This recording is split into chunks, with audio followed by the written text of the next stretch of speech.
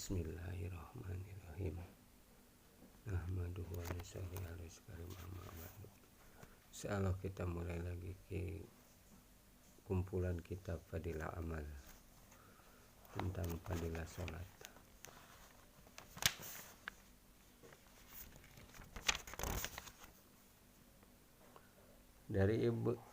Dari Ibnu Salman radhiyallahu berkata, seseorang lelaki dari kalangan sahabat berkata kepada Rasulullah SAW, ketika kami menaklukkan kota Khaybar dalam suatu peperangan, orang-orang mulai mengeluarkan harta rampasan perang yang terdiri dari berbagai macam barang dan tawanan.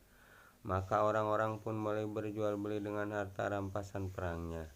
Tiba-tiba datang seorang lelaki kepada Rasulullah dan berkata, wahai Rasulullah, sungguhnya pada hari ini saya telah memperoleh keuntungan besar dan tidak ada seorang pun dari penduduk lembah ini yang dapat menyaingi keuntungan saya. Dengan terheran Rasulullah SAW bertanya, berapa keuntungan yang kau dapatkan? Dia menjawab, saya terus-menerus berjual beli sehingga mendapat keuntungan 300 ukiah.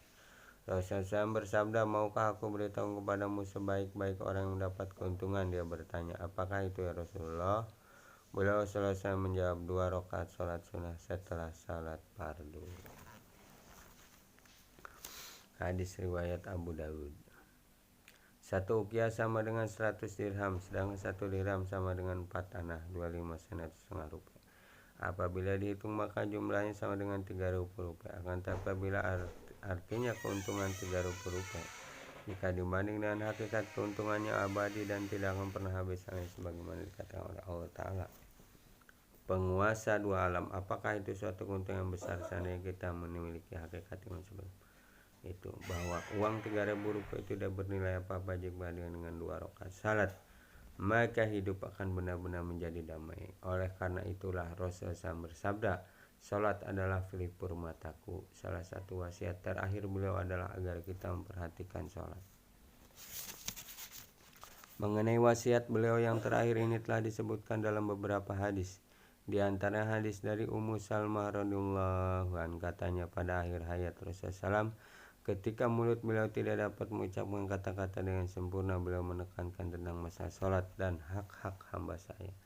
Hadis seperti ini pun telah diuraikan juga dari Ali radhiyallahu anhu bahwa kata-kata Rasulullah SAW yang terakhir adalah penekanan masalah salat dan perintah agar takut kepada Allah Ta'ala mengenai hak-hak hamba sahaya.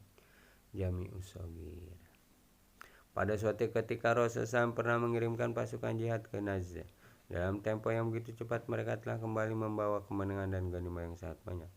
Banyak orang yang merasa heran karena mereka kembali dengan demikian cepat dan membawa kemenangan serta harta rampasan begitu banyak. Rasulullah bersabda, maukah aku beritahukan kepada kalian mengenai orang yang mendapatkan harta yang lebih banyak dari semua itu dan lebih singkat waktunya? Mereka adalah orang yang melaksanakan salat subuh berjamaah dan duduk di tempatnya sampai terbit matahari, kemudian mengerjakan salat 2 rakaat salat sunnah duha.